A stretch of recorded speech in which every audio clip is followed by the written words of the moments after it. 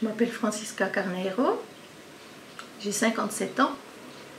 Je suis née en 1960 au Portugal, à Castelduide. Donc en 1968, mon papa il est parti en France chercher du travail avec des autres collègues. Et puis au bout d'un an et demi, il est venu nous chercher. Donc un beau jour, maman elle nous a dit il faut rester, vous restez tous là autour de la maison, vous sortez pas d'ici parce que elle nous a pas dit pourquoi, on ne savait pas pourquoi. Mais elle nous a dit vous sortez pas d'ici, surtout vous restez ici. Alors ça fait qu'on est restés là tous. Et puis à un moment de la journée, ben, on a vu arriver un taxi vers la route qui montait vers la maison. Je me dis mais c'est quoi ce taxi? C'est un taxi étranger. On ne savait pas d'où il venait parce qu'on ne connaissait pas les plaques, les trucs, on ne connaissait pas. Puis on se dit, mais un taxi étranger, c'est quoi ce truc, c'est quoi? Puis le taxi s'est arrêté devant chez nous. Puis on s'est tous regardés, on se disait, mais c'est quoi ce truc, c'est quoi? Puis on a vu sortir mon papa de là. Et on était tous tellement heureux de le voir arriver, c'était fou. Hein. Alors quand il est venu nous chercher, on n'est pas resté longtemps parce qu'on est parti, je sais pas, peut-être quelques semaines après. Pas longtemps, on n'est pas, voilà, il est venu nous chercher, puis on est parti, voilà, tout de suite, quoi. Parce que lui, il avait son travail, il ne pouvait pas rester aussi longtemps là-bas. Et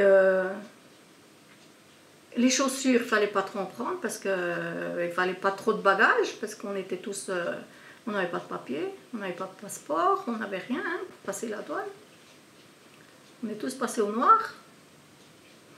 Alors, bon, on est tous partis, mon papa il a pris un taxi, on s'est tous montés dedans, donc mes parents et 7 frères et sœurs qu'on était, plus le monsieur qui conduisait le taxi, plus les bagages.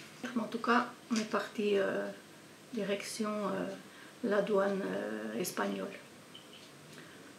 Alors on est arrivé là, donc mon papa il connaissait un couple qui était là, qui habitait là, et puis qu'ils étaient installés donc vers la gare. Et le monsieur il travaillait dans les trains. Et puis ce monsieur, ben, mon papa il a parlé avec lui, et puis voilà, il lui a dit qu'il pouvait venir, et puis qu'il allait essayer de faire quelque chose pour qu'on puisse monter dans le train. Et après, le monsieur, il nous a pris les bagages, il a mis dans le train, et puis il a expliqué à mon papa le train, quelle couleur il était, où c'était, c'est quel wagon et tout ça. Et une bonne nuit, ben, on est parti pour aller dans ce train, pour aller en France. Et le monsieur lui a dit, mais écoutez, vous ne faites pas de bruit parce qu'il y a les carabiniers qui peuvent vous arrêter. Et puis, ben, nous, on est partis la nuit pour aller donc à cette gare, depuis chez le monsieur jusqu'à la gare, pour aller monter dans ce train, où il y avait déjà nos bagages. Alors, on est allé, et puis mon papa il nous disait, faites pas de bruit, parce que les carabiniers, ils peuvent venir. Et quand on arrive à un beau moment, à une certaine place, qu'est-ce qu'on voit arriver? 2 carabiniers.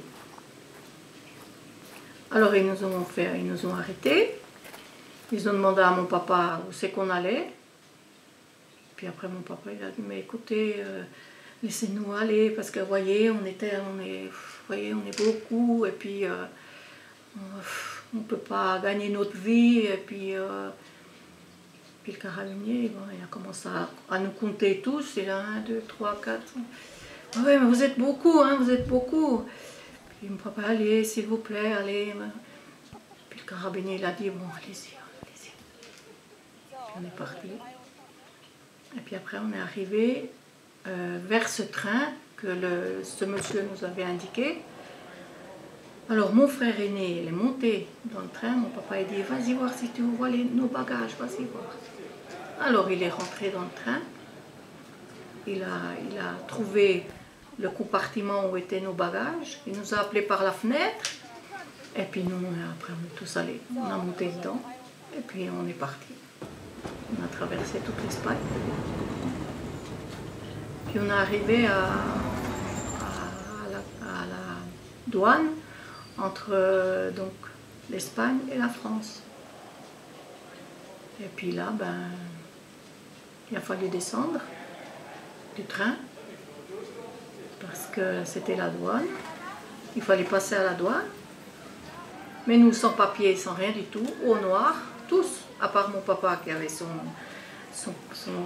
passeport qu'il avait fait quand il était en France. On a tous descendu du train avec tous nos bagages et puis passé à la douane. Alors mon papa, il nous avait dit, il nous a dit, bon, on va faire comme ça. Vous passez par le fond de la salle, parce que c'était une pièce, hein, il fallait rentrer dans une maison, dans une grande salle.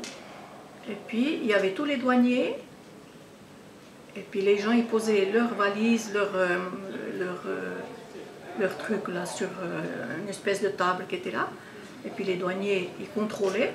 Et après on prenait, les gens prenaient leurs affaires et puis ils partaient. Alors il nous a dit, écoutez, moi je prends les valises, je prends les bagages et je vais les faire contrôler. Et puis vous, parce qu'il y avait tellement de monde dans cette salle, vous passez derrière tous ces gens. Vous n'allez pas tous ensemble, vous passez deux par deux ou bien comme ça. Et puis, vous voyez là, vous entrez là, on entre là, puis vous sortez là-bas au fond. Alors ça fait qu'on est rentré là-dedans. Mon papa, il a pris les bagages et tout pour faire contrôler aux douaniers. Et puis nous, on passait au fond, derrière les gens, pour pas qu'ils nous voient, voilà. Pour pas que les douaniers nous voient. Et puis après, on est passé comme ça.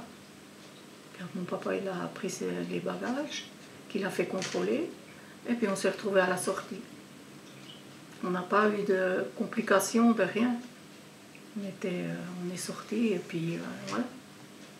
Et puis là, on a dû attendre le train suivant. On a dû attendre pas mal de temps. Et puis on a refait à nouveau encore un jour de train. Et puis on est arrivé on est arrivé, je crois, à Lyon. Puis à Lyon, on a dû rechanger de train. Mais bon, là, c'était moins difficile parce qu'on ne connaissait pas, mais c'était déjà moins difficile parce qu'on était en France. On avait moins peur qu'aux douanes. Alors là, on a repris un autre train qui nous a amenés à Morteau. Avant, il n'y avait pas les taxis comme on a maintenant, toute la nuit. Voilà, on est arrivé la nuit. Donc, il a fallu attendre à la gare le matin pour pouvoir prendre un taxi pour rentrer à la maison.